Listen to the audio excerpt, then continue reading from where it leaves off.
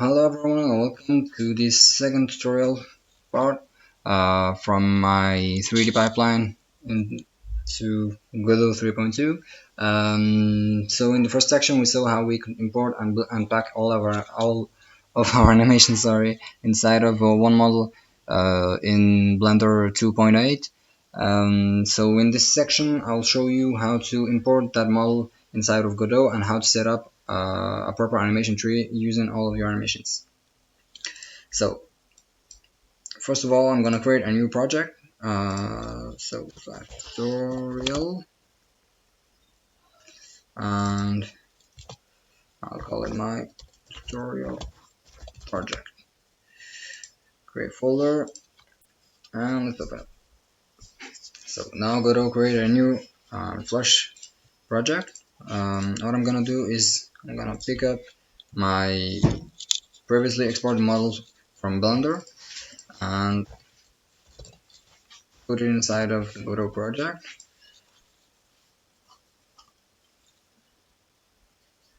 Once Godot will be willing to import it properly, yeah, that's it.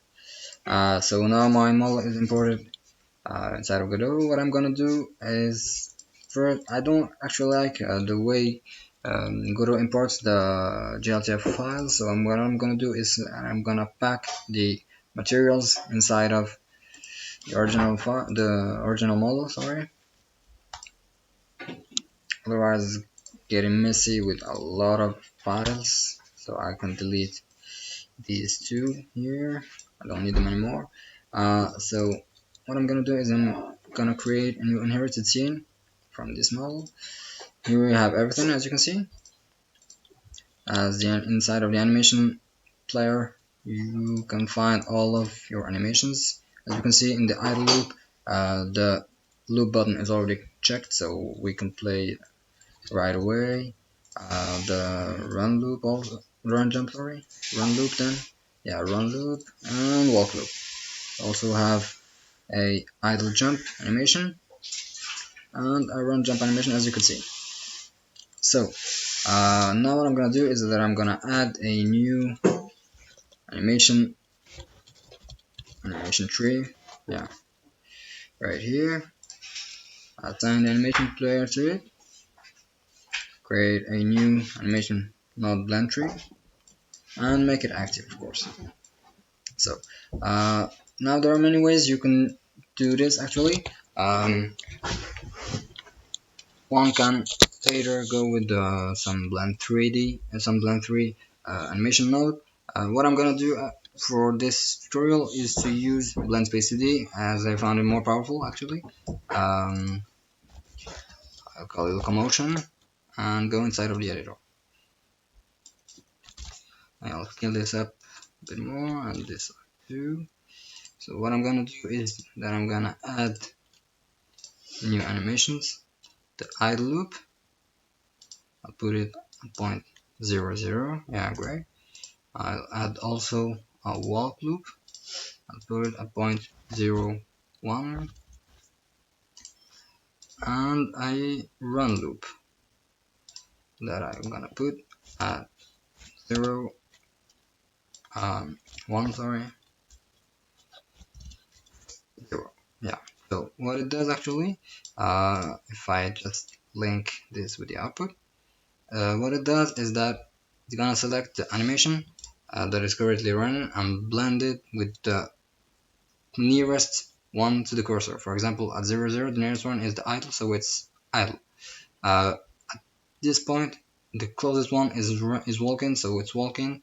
Here it will be running, and in between there is the transition we are looking for. So that's the power of this tool.